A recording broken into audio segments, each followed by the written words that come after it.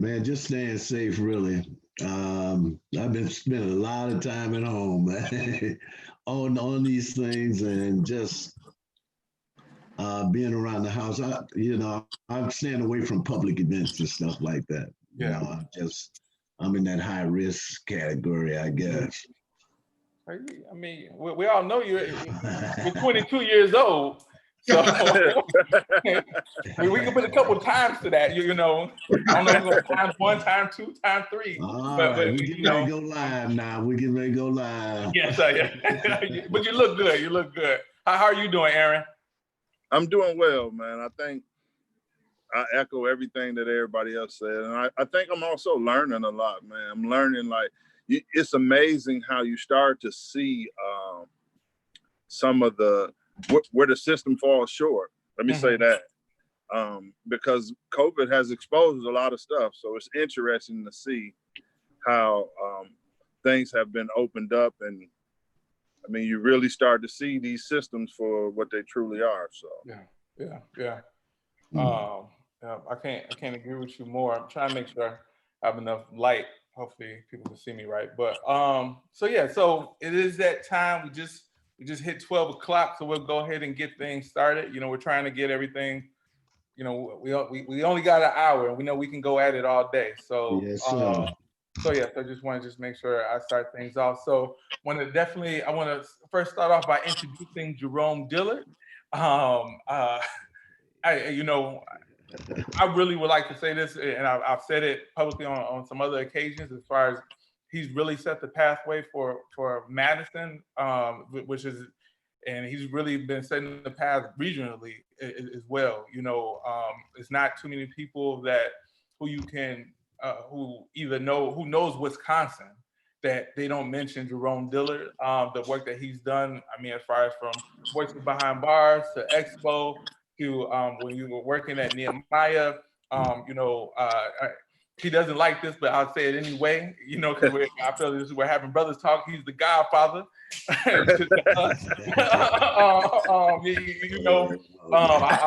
it and I'll put it out there.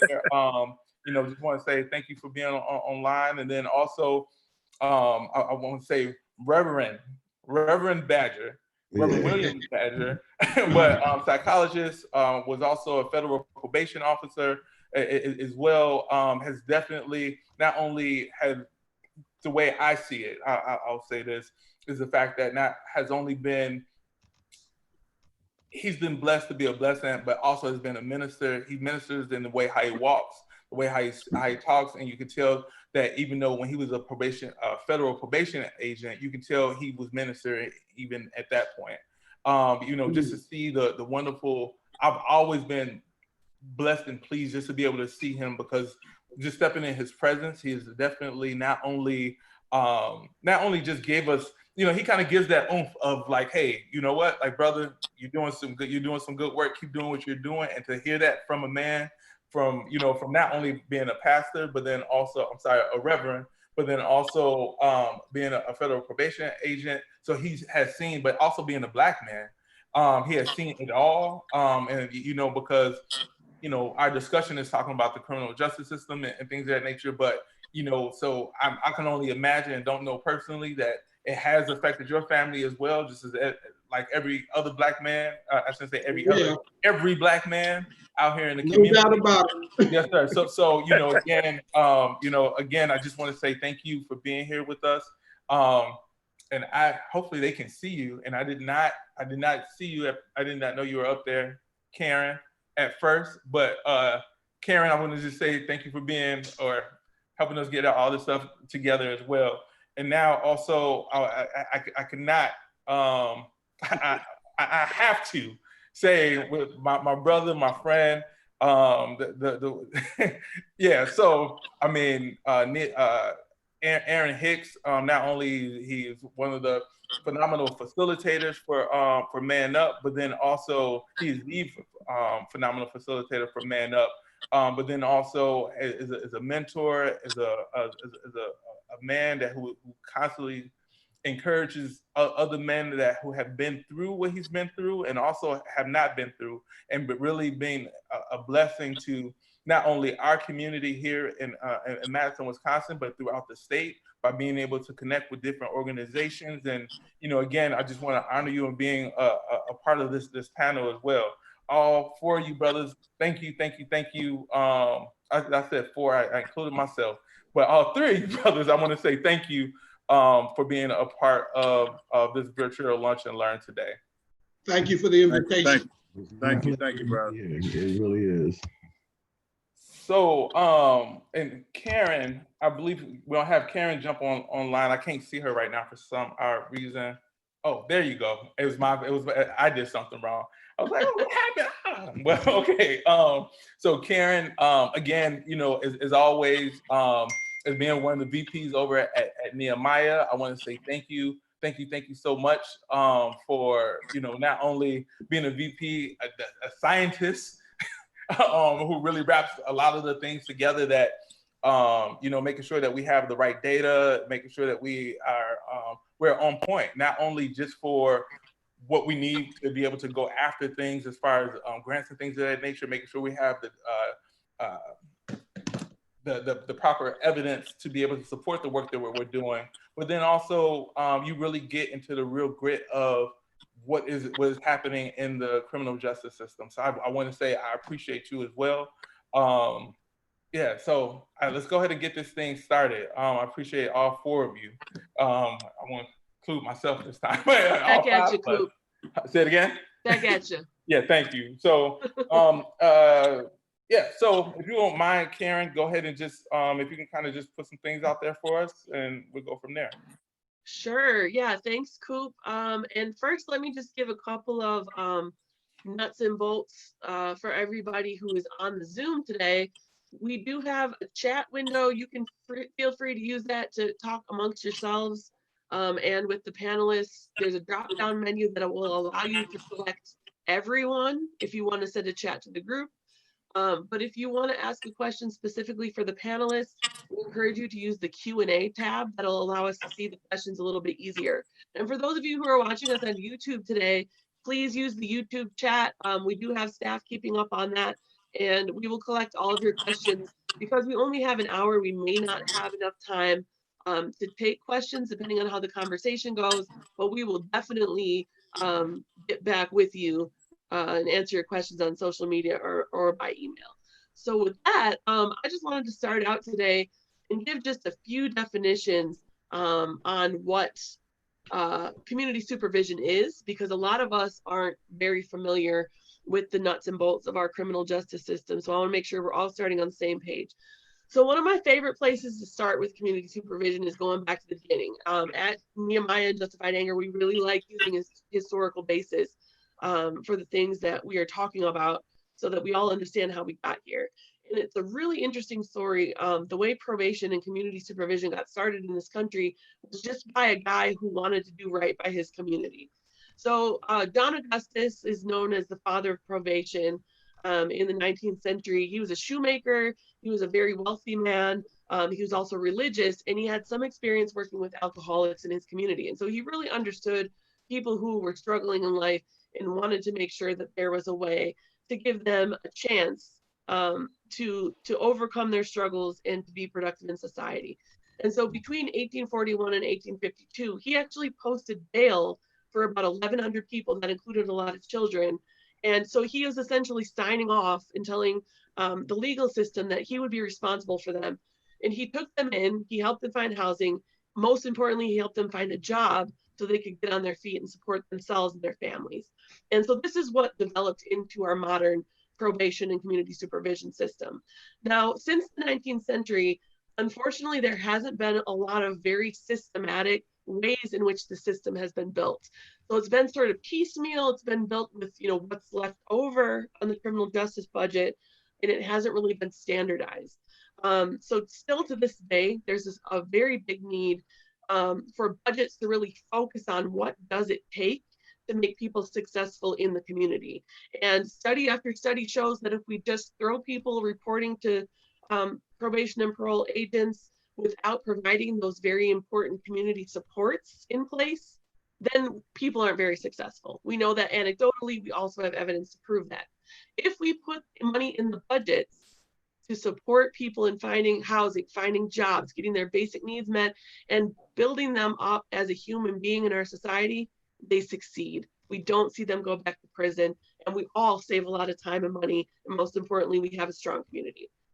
So with that, let's get into some of the nuts and bolts. So I'm going to talk about what the sentence structure looks like in Wisconsin, and then I'm going to give you just a couple of quick definitions. So before the year 2000, in many other states, we had something that happened in the United States called truth in sentencing. And this was when, as a country, we were looking at going tougher on crime, right? Politicians were saying, you got to be tough on crime. People commit the crime, they're going to prison for a very long time. And if the community didn't see politicians doing that or judges doing that, they tended to not get reelected. There was a lot of campaigning going on around this. And so truth in sentencing was a concept that basically said, if a judge sentences a person to prison for a crime, that should be the sentence. There shouldn't be any reason that that sentence is shortened. The person should serve every single day of that sentence in prison. So in Wisconsin, we were a little late to the game. Most states started in like the mid 80s and then increased through the 90s. Wisconsin started in the year 2000 with truth in sentencing. So before that, we had our standard, what you see in the movies and TV, the standard concept of parole. So what this meant is that when a person was sentenced to prison after serving a certain amount of time, they would be eligible for parole, which meant that they could be released into the community under the supervision of a parole agent. And if they served out the remainder of their sentence without incident in the community, then they would be released. But if they had any troubles, committed a new crime, or had trouble abiding by the rules of supervision, they could go back to prison. So what this looked like was, for your standard 10-year prison sentence in Wisconsin, a person would become parole eligible after 2.5 years, or 25% of their sentence. Now, this doesn't mean that they were going to get out.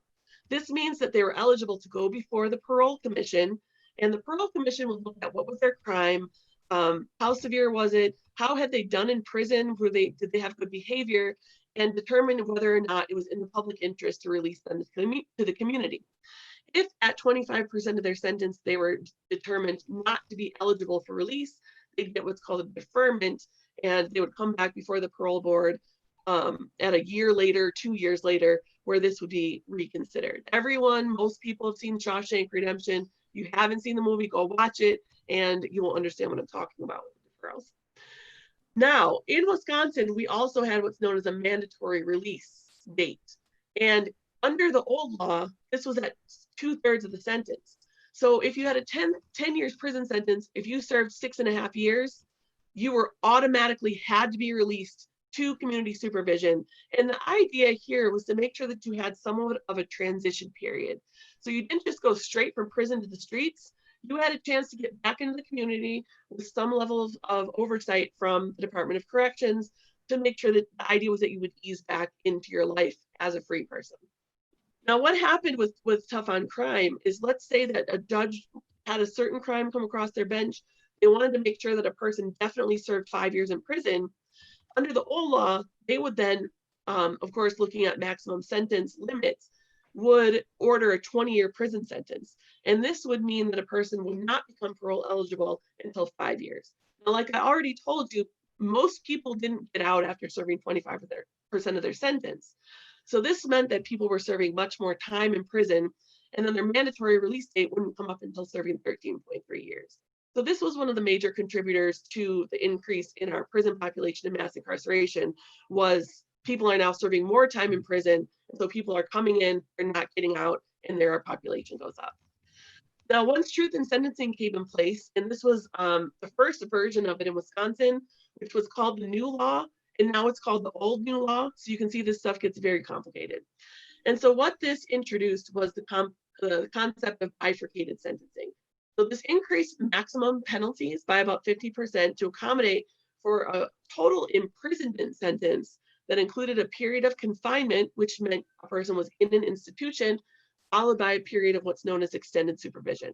Now, this is essentially the same concept as parole, except to fit in the truth in sentencing guidelines, the 10-year prison sentence includes confinement and supervision, so that a person was fulfilling every last day of that sentence the judge gave. Later on, we found very quickly that it was not economically feasible for us to have everyone serve every day of their sentence. Our prison population blew up, we ran out of space. And so what we added in was a sentence adjustment for what's called good time. And this meant that a person could petition for release from confinement at 85% or 75% of their sentence, depending on the severity of their crime. We also saw the implementation of early release programs for people with alcohol and other drug needs, and we saw those adapted to other domestic violence and other cases as well. So for this example here, I have a 10-year imprisonment sentence that includes 5 years of confinement, 5 years of extended supervision. Now, this imprisonment sentence could be 2 years confinement, 8 years of supervision, 8 years confinement, 2 years of supervision, doesn't matter. The judge can decide how to use that. But for this example, I'm splitting it 5 and 5. And you might hear people talking about a sentence where this individual would have 5 years in and 5 years out. Now, for the good time sentence adjustment, the person who was incarcerated would need to, this just didn't automatically happen. The person incarcerated would need to petition to, there's no longer a parole board, and now what was known as the Earned Release Review Commission. So at the time when they might be eligible, including if an early release program would make them eligible, they petition, the commission would determine whether or not it was okay for them to be released in the public interest, as they say. If they were able to be released, this doesn't mean their sentence was shortened. This means that they were released in the community, and then that time was made up for by including an extension to the extended supervision.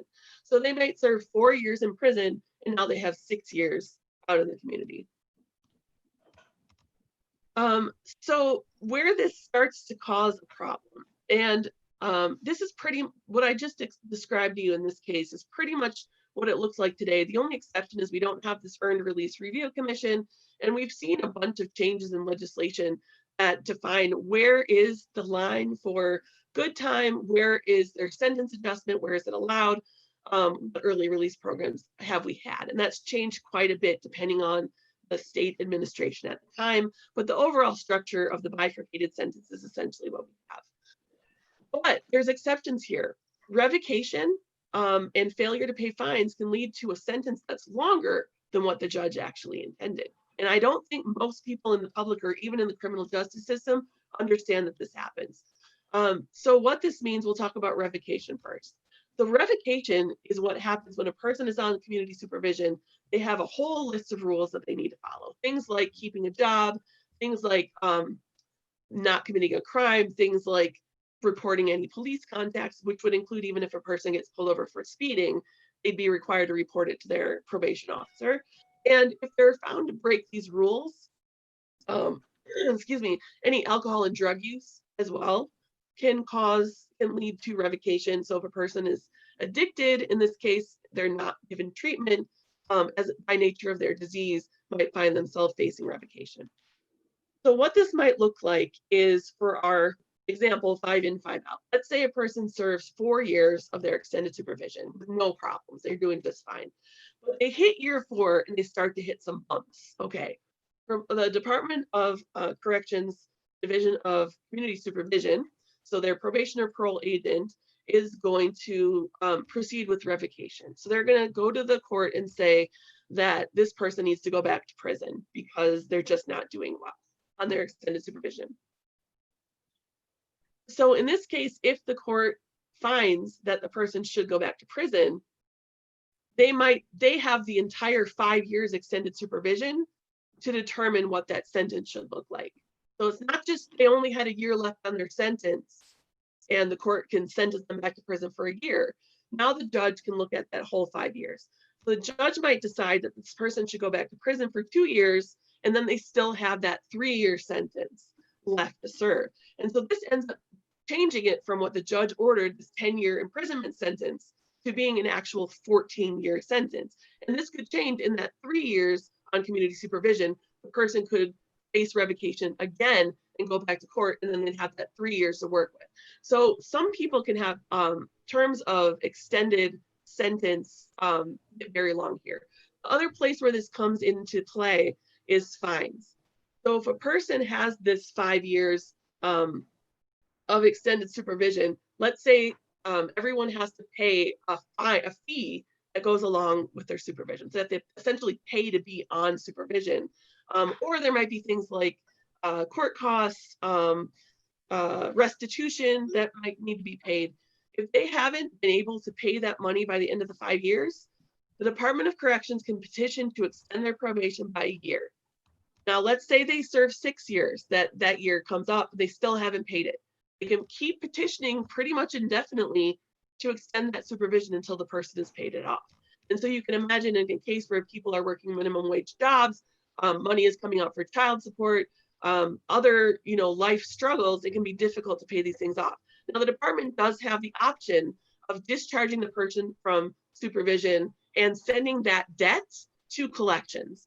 So essentially, if the person doesn't pay it, they are able to get discharged. Now they have a record on their credit report saying that they did not pay this money. So just so you understand all the conditions. So just to summarize, one thing we didn't talk about was probation. So in this case, usually with misdemeanors, a judge might order a person not to go to jail, not to go to prison, but just to be under community supervision. Now, they'll usually have a jail sentence that is stayed or withheld. And this means the judge will say, for example, I'm ordering you a year of probation, but I'm going to order, if you can't function on probation, you're going to go to jail for 6 months.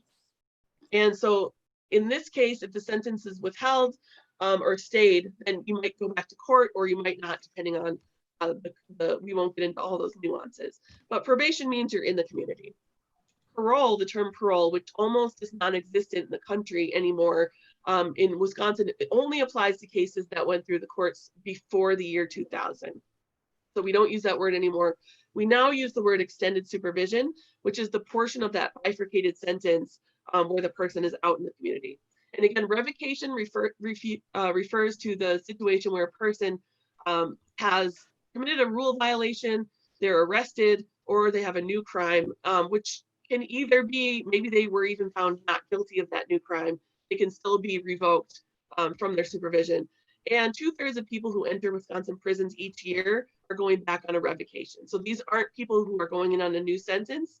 1/3 of the people going back to Wisconsin prisons each year are going back only on revocation of rule violation.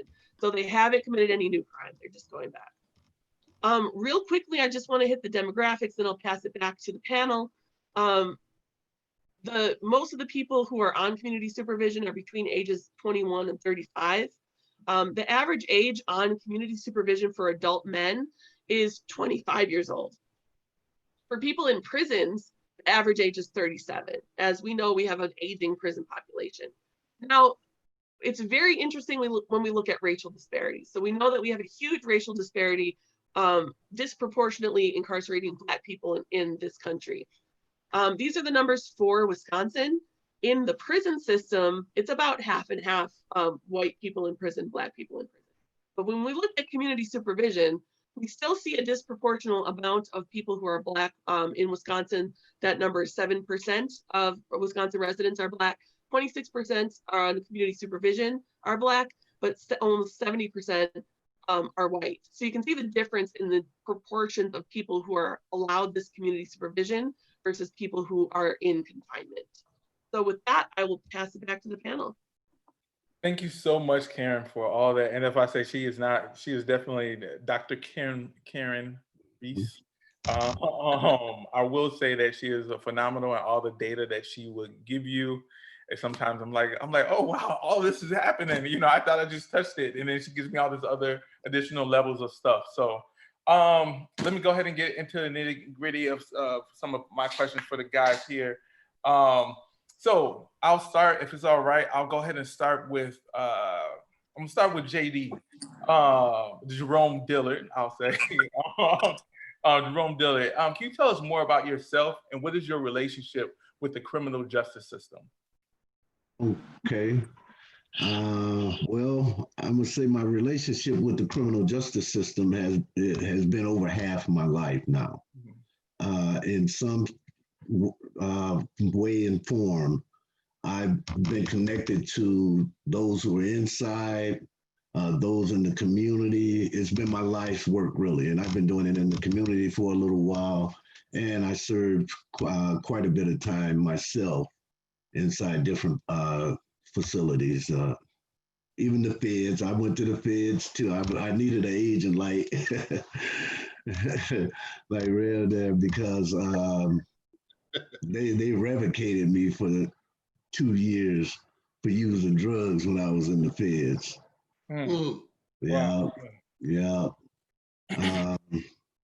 Wow, Karen touched on a lot, but the theme is community corrections, and I want to say that is the thorn in my side. How corrections has been done in this state for decades now.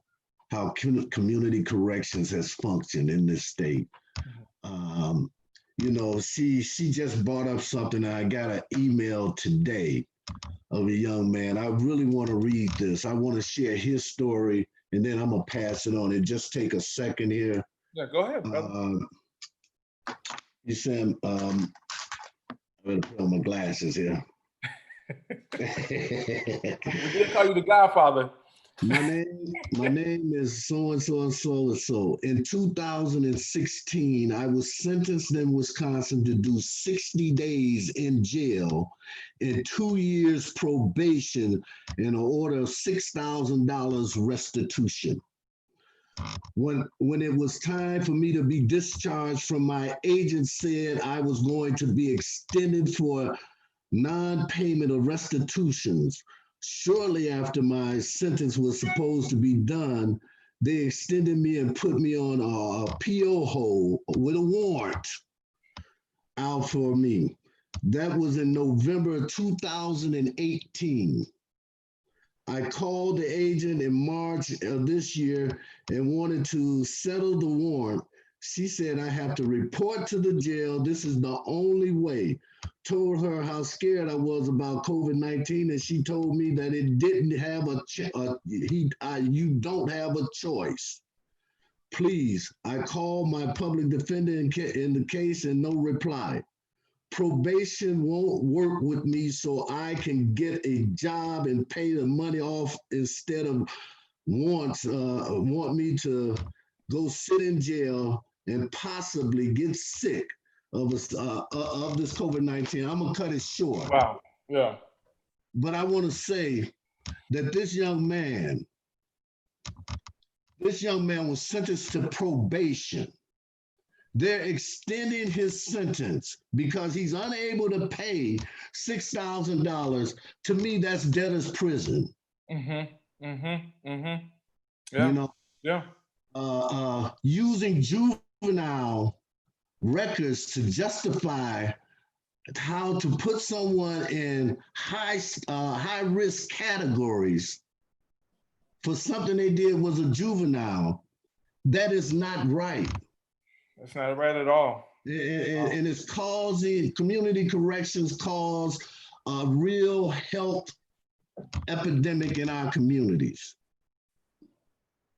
It's stressful. And I see these young men and women every day stressed the hell out. Yeah. Because they know they can go in jail with no excuse, held for 4 weeks, 5 weeks, and then just released back out into the streets. They know that can happen so easy. And maybe not that long, 3, 4 days, 5 days. Wow. Because of the PO holds. Anyway, I really, but Karen touched on something, but this shows that they still doing this crap. My friend, Fred Clark, who was 70 years old, left Wisconsin. He was done with his sentence. They kept extending him for the next 10 years. Wow. He living in Louisiana. That's the God's sworn truth. I'm done now. But that's the pain that I feel for my brothers and sisters out here under the thumb of corrections in this state. They have no boundaries. Sue us. JD, I want to say thank you. Sorry. No problem. Sorry if hopefully it didn't feel like I was cutting you off. Because I want to say thank you. No. I went If too you long. know, That's why I said I'm sorry. I believe I went too long.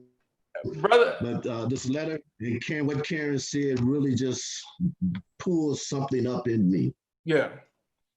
It's nothing to be sorry about, right? Because the simple fact, this is what we deal with every day. Yeah, you're right. You know what I mean? And we hear these stories more than what I feel that most people know, you know. But that's a whole, yeah. So thank you for sharing. Okay. Reverend Badger, I'd like to go to you next. Just want to say, what is your relationship with the criminal justice system? Yeah, it'll be the same question for everyone. So just want to elaborate. Okay. Yeah, I think many people don't know. Before I was a federal probation officer, I was a juvenile probation officer in Cook County for 5 years. And I served the Graham Boulevard section of Chicago, which had Chinatown, Bridgeport, Hyde Park, and it used to go up into the Robert Taylor Homes, Stateway Gardens, Ida B. Wells, the Ickeys, buildings. Wow. So that was before. And to be quite honest, I was planning to stay in Illinois, but the job didn't open up federally there. It opened up here. And I thank God that he allowed me to be the first African-American federal probation officer in Western Wisconsin back in 1989. And so part of also what I did for federal probation, I was an electronic monitoring specialist. I was a gang and hate group specialist. I was a mental health specialist and a supervision specialist. And there are 3 parts of the job federally: bail or pretrial, pre-sentence reports, and supervision. And for the whole 20 years that I was an officer, I was drawn to the supervision piece. I wanted to work with people coming out of prison. And so that's what I did the whole 20 years, work with people coming out of prison. And just a brief story, part of what shaped me and wanted me to even go into corrections, I remember as a child growing up in Philadelphia, 5 Black men being arrested on Girard Avenue. The police forced them to strip and assume the position up against the wall. And a reporter for the Philadelphia Daily News took a picture, and that was the headline in the paper. This picture of these 5 naked Black men assuming the position against the wall. Now, I was a kid, so I didn't know much about politics. I didn't know much about even racism, but I knew enough to know they wouldn't do that to white men. That was wrong. They wouldn't humiliate white men like that. And so that was part of the reason why I wanted to get in the system, to work in the system, to treat people with dignity and respect. Because I kind of felt as I got older that, hey, if people are treated with dignity and respect, they have a much better chance of doing good things. Yeah, and the relationship is different as yes. well. Right? Yes. Wow. Yeah. Man, I've never. So one, a couple of things. I never knew that as far as that you worked in Chicago, but then also I didn't know. I've never heard that story about the man in Philly either. So yeah, that's something for us to, because in some sense, even though we're not put on the wall the exact same way, but the same type of action is still happening right now to this day in the community. So well, and that was shown with George Floyd up in Minneapolis. Yes, my goodness. Yeah, and I shouldn't say in just this community, just in the United States, I would say. Yeah, so I really appreciate you for sharing that. And Aaron, the question was posed to you as well, as far as what is your relationship with the criminal justice system, sir? Yeah. So my experience, let me just say this real briefly. And I don't know, it made me feel emotional just to hear 5 Black men naked and they taking a picture. It doesn't surprise me, but it saddens me. It just saddens me because I think it saddens me because we create ways to justify why that's okay. And it's not okay in any way, shape, or form. And we use terms like the Department of Correction, and it frustrates me because what are you actually correcting? So I just felt I needed to say that. But in any case, though, My connection to the Department of Correction started as a juvenile, actually. And as most of you know, I was on probation from 1989 until 2017. And not one day of my life have I ever been off probation. So that's my connection. And now the things that have happened to me has given me the strength to want to be able to help other people, not have to walk a mile in my shoes. But in saying that, I can only echo some of the things that Jerome talked about. There's no oversight. And because there's no oversight, the department has used a lot of different tactics, even criminal, to justify why they do the things that they do. And so it for me, it conflicts in my mind, because it's in one breath you saying don't commit crimes. The very system that's saying don't commit crimes is committing crimes. Mm-hmm. And that's justifiable. And so it makes me that much more frustrated. Initially, I wanted to talk about a couple of different people that I work with and their experiences, but it made me almost think about myself as well. I've been off probation and parole since 2017 for the first time in my life. But in saying that, I still continue to wear a GPS monitor on my leg. And to this day, currently my balance is at $7,000 that I have to pay to be on this bracelet. They charge me $240 every month to be on this bracelet for the rest of my life. And I was never sentenced by a judge or a jury or none of the above, but I have a life sentence and I have a life debt that I'll never be able to pay back. So that's my connection to the Department of Correction. And I'll just leave it at that for right now. Man, thank you for sharing that. I mean, not only do we work together, we talk about a lot of the things that what you have been through and what you had to even endure while you were on probation, and being there with you during that process. It's I don't know. Well, again, and y'all will probably hear me say this a million times. It's a business plan, and this is just what it is, right? And we people who are connected to the Department of Corrections fall into that business plan, and they continue to make money and do what they do, and it doesn't correct. Locking someone up does not correct the behavior. But let me shut up. All right, okay. So this question is for you, Reverend Badger. As far as, can you tell us a little bit about how the federal probation system differs from the state system? Yes, I'd be glad to. I was thinking about that question, and I'm pointing out at least 4 things. There may be more, but I think these 4 are kind of key. When a person is arrested in the federal system, there is a Speedy Trial Act, so you just can't stay in custody for a long period of time before you come to trial.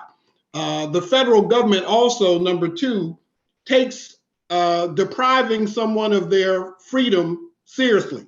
In other words, like probation agents in Wisconsin can lock up somebody on their PO hold, like was mentioned earlier. Mm-hmm. We couldn't do that.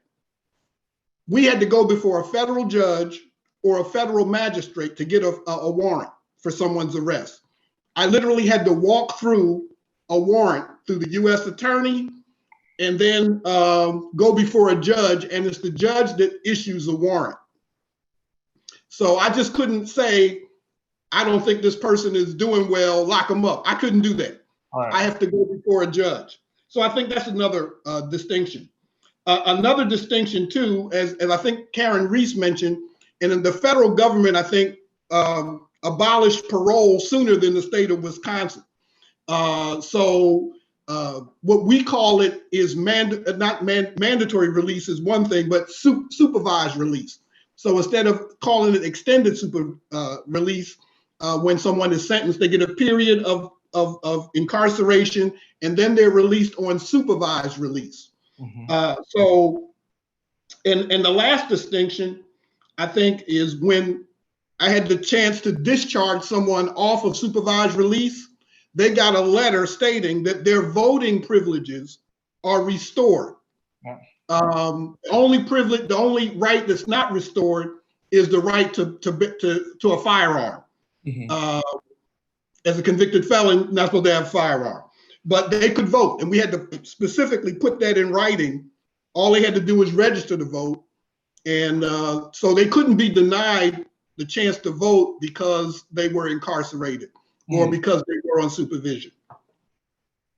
So those are some distinctions that are different in the federal system than from the state.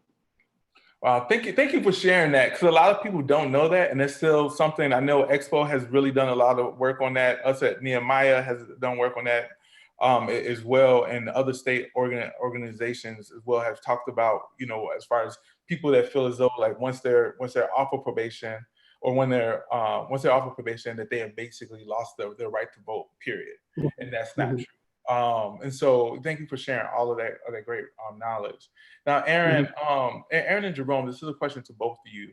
What are some unique experiences people have on supervision that the general public might not be aware of? I feel like both of y'all kind of tap on some stuff, but I think, and as you know, as I call it, you know, as my brothers, and we have these discussions, we have had a lot of these discussions. If y'all can really, I mean, really, I want you to punch people in the gut right now. You know, that's what I'm, you know, and really give them the dirty, hard truth, because just to the situation that you just talked about a little bit earlier, Jerome, and same thing, Aaron, you kind of alluded to some stuff even about your own personal story, but I just feel like people really need to know that this stuff, I mean, basically your whole life can be assassinated if you don't have if you're not connected with the proper people and things of that nature, or at least in some sense, you have to be able to, I hate to even say this, you have to be able to literally be quiet and not have a say in the way how your life may go. So both of y'all could just kind of just share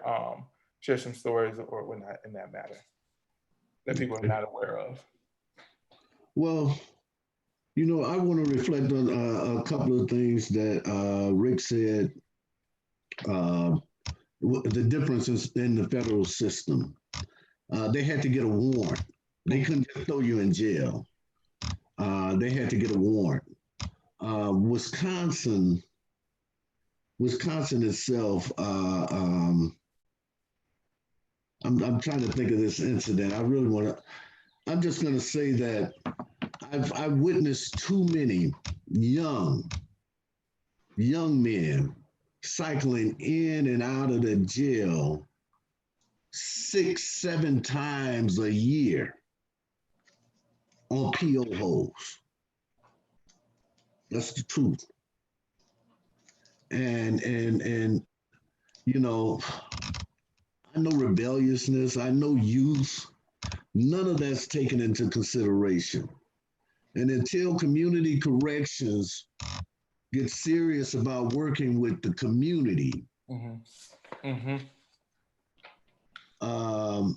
you know, we get no contracts in the community. We get, you know, we get a little bit spread it out amongst us in the community as far as providing services, being having business engaged in reentry, that we can work together in getting these young people employed. You know, that's what they're gonna go through. For child play, they're cycling in and out. And that's what breaks my heart. Aaron? Yeah, so I would just share this to the question. Working with a young man, actually he started to come to man up at the age of 21. In his juvenile, he has a sex offense, but none in his adult at all. However, currently he's on parole. He just got out of prison. I'm working with him right now. and they have him over at the sex offender office. And they're also, his crime has nothing to do with a sex offense. That was in his juvenile as a kid. But nevertheless, they supervise him as a sex offender, which makes no sense at all. If, in fact, the objective is to correct the behavior, why not work with what's at front of us versus as they went all the way back into his juvenile, which he's 29 years old now. And this occurred when he was, I don't know, 16 or 17. My point behind saying that is this is some of the experiences that people take on. Another situation, I work with a young lady. She's a mother of, I believe, 3 to 5 kids. She's currently on probation, parole, or extended supervision. Let me say it the correct term. But in saying that, they placed her in Dane County Jail for over 90 days for an allegation. She didn't know where to put her kids, so her kids were kind of going from friend to friend to friend, only to find out that the allegation was not real, and then let her back out. And I guess it's difficult to obtain housing. It's difficult to obtain a job and keep it going if at any time they can interrupt your life without rhyme or reason, just based on I can call. I mean, whoever watching this right now, you can just know somebody that's on probation and parole, and you can just make a phone call and their life will change as we know it. Yeah. And I believe that absolute power absolutely is corrupt. I think there has to be checks and balances in these situations because the community don't know what's going on. They don't see this stuff. And our biggest driver is revocation. And so these are the things that's taking place. The objective is not to correct the behavior in any way, shape, or form, but it's to continue to keep this cycle. It's very lucrative. It has become, as you said, a business plan. It's very monetary. Everything, nobody asks just the simplest question. If your budget is over 1.3 billion and all of these people are paying money, where's this money going? Where's this money going? I think those are very real questions that need to be asked. If in order for me to get off of this bracelet, I have to move to another state. But because I'm on the registry, that means whatever state I move to, I would have to pay the state of Wisconsin and the other state for the remainder of my life. Again, I didn't get sentenced to a life sentence. I didn't even get, out of all of what I did I did 12 years. I was sentenced to 16.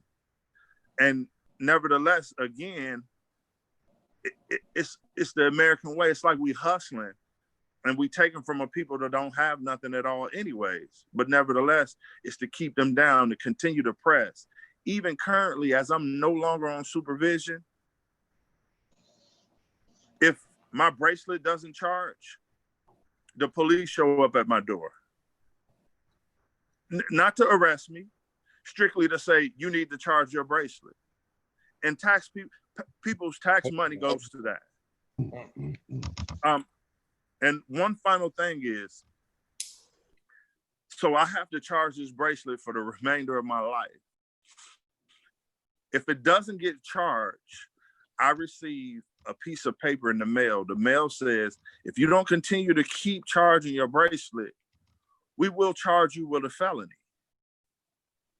So it's these type of taxes that they use as a means to continue to control you, even after I'm no longer on, I don't have to see a PO, parole officer, none of this stuff.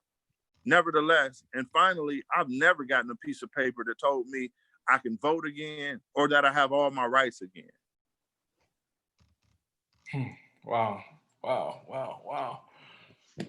Whew. And something I really wanted to say is that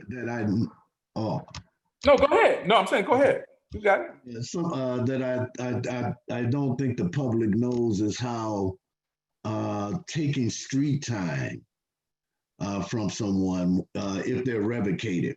If they're revocated and sent back to prison or to jail, they can lose all or none of the street time. It's very discretionary how much street time they take if you're revocated. They can take half of it, they can take the full, whatever you already done in the community. You lose that and start that supervision all over again. I'd like to add something too, because I don't want to get ahead of the next question, but based on what we shared, what's the most important thing we could focus on to reform our community supervision system? And I think all of you other panelists know this, a probation officer can either help you or hurt you. Yeah. Amen. My goal is to have people be successful. I had a network of persons who were looking for employees, and not every job in the community, but there were people in the community who wanted to hire, believe it or not, folks on supervision. And I think the one reason they wanted to do that is because they could call me as a PO and find out some things about their employer. They can't do They can't do that with other people that are not on supervision. And everybody wins when people are working. It's a condition of supervision, right? You got to work. So let's help people get jobs. Let's help people find. That's why, and I have to say this, I'm very glad for what Nehemiah is doing, for what Madison Urban Ministry is doing, because in order to really make this work, it's the community that has to work along with agents or officers that really want the best. I anecdotally kept my own statistics for the 20 years. And by the way, I never carried a gun in Chicago or in Wisconsin. Never carried a gun to do my job. I thought I'd be more of a threat bringing a gun into somebody's home when you're not supposed to be around guns. Right. Yeah, that's right. So when people work together and want for people to succeed. So my own statistics, 2 out of 3 finished their supervision without going back to prison. Now, I don't know what happened after that, but That's 2 amazing. out of 3. So it can be done, but you have to have a mindset of, you can't have a PO who wants to feel like, okay, if you mess up, you're going back to prison. I want to work with you. There were people that messed up on the supervision. We ended up getting them treatment, ended up getting them services so they can stay out here in the community, because everybody wins when you're out in the community. Your family wins. You'll become a taxpayer instead of a tax receiver. Right. It just, to me, it just makes sense. You want to help people to succeed. And I don't know if that's the mindset of most officers or agents. My hunch is it may not be. Well, there's so few that look like say, I want to say I appreciate you saying that, saying all of what you're saying, especially coming from your knowledge from being on an agent, right? Because I had a godsend agent. Andrea Perry was my agent when I came home, and she was a godsend. I didn't give her any challenges, but at the same time, she was just straight up with me, and I was straight up with her too. Like, hey, look, I'm here to do something different in my life to better for me and my kids, and to be able to do something different. And she saw that and continues to see that even now. It was even good to even the fact of I seen her not that long ago to just hear her say, like, look, I still be watching it. I'm just proud of you stuck to your guns about what you said you wanted to do, and to hear that coming from someone who, I guess, quote unquote, supervised me or whatever. When I know that in some sense, there was times that I felt that she could have also detonated my life as well, right? But yeah, so I know we're kind of coming to a closing. I think we got about a good 6 minutes. I was gonna try to take some questions or whatnot, but I don't think that's gonna be possible. But you know what? Let's go ahead and do it anyway. anything is possible as long as we make it possible, right? So I want to say, well, one of our good friends on here has mentioned as far as, could we also speak about to the mental health, how mental health affects people on probation and parole? Yeah. Let me just talk about that, if I may. You Yep, know, we use these terms, trauma-informed care, right? And we want to use these practices. I marvel at these concepts when you have individuals who have been incarcerated 15, 20 years, but we're not using the very concepts in which we're preaching, we're not practicing. To this day, you know, individuals that's out in the community on supervision, they live in a very trauma-informed, not informed, but a very traumatizing experience throughout probation and parole. And it affects your mental in a very real way. So you come home, you leave prison, which has already devastated your mental, only to come out into the community to have your mental to be even that much more affected. And again, it doesn't make anyone that safer.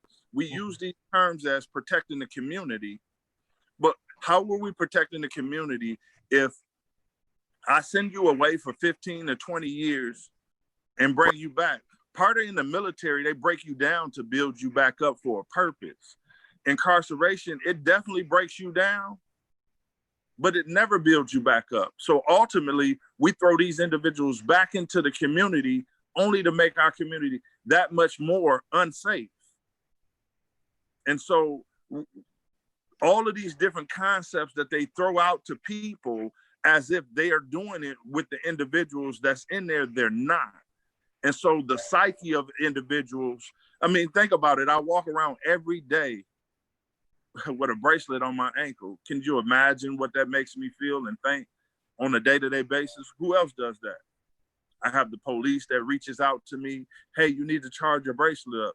No, part of getting all my rights back, I shouldn't be having any conversation with the Department of Correction or the police unless it's work related. But the truth is that's not happening. And so ultimately it affects the psyche of individuals coming home from probation and parole. Oh, thank you. JD, I think you were about to say something.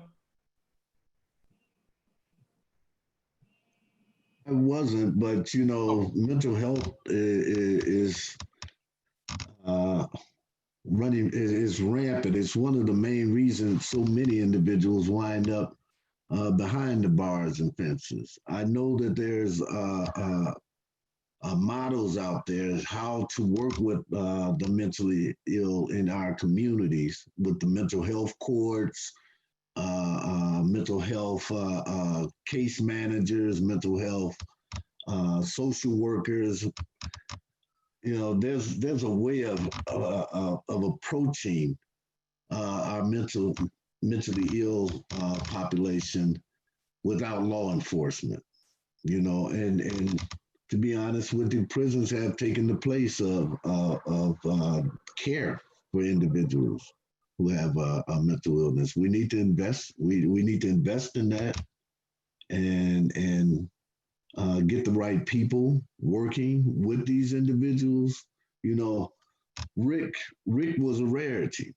And see, in corrections, the pendulum swings from punishment to rehabilitation. Right now, the punishment side. And we got to kind of bring it back to the rehabilitation side. Exactly. Because I think Aaron is right. How do you keep a community safe? You have people who have been through the prison system, working, being with their family, and contributing to the community. They're less of a threat then, as opposed to not being able to find housing, not being able to work. That makes you more of a threat. Right. And I just want to say to a point that you made, you know, what you did personally is not the mindset overall. And so in saying that, if the people at the top don't have the same agenda, because here's what happens, the people at the top, they got to worry about politicians, what they say, So because they're so focused on what politicians and, you know, that type of stuff, they can't effectively help with change. But I even question if that's the objective, because it doesn't seem in any way, shape, or form, if that is the objective, to make a change. It seems as if how it's going is how they want it to be. And that's a bigger issue. Yeah, thank you, man, Aaron. I said this in the beginning. I really feel like this is something that we can. I mean, an hour is not enough. I feel like there's enough knowledge in this room that we can teach our own class. And Reverend Badger, I would say this, and you probably hear this come out of my mouth again, or someone had told you I didn't say this. I feel as though you and others that who have a different perspective when it comes to people who are on supervision should actually be facilitators or teachers, because I feel as though the people who are coaching and telling these new agents, these 20-somethings, this is what you're supposed to do. If they do X, Y, and Z, lock them up, throw away. If so, because even if they're not saying it that directly, that's what's being done, and that's the way how the people who are on probation and parole or extensive care, whatever, that's how they feel. So I just want to just say that. I know it's that time. So I just want to again say I want to thank you everyone who had signed on with us today, and then also I want to thank our panelists. God bless you all. I appreciate you, and looking forward for the next one. Thank you. Yep. Oh, please, again, if you can, come to our Reentry conference. It's going to be, we have phenomenal speakers that are also going to, we have chat rooms, the whole nine. There's going to be just a plethora of education, but then also straight talk, and also with community action.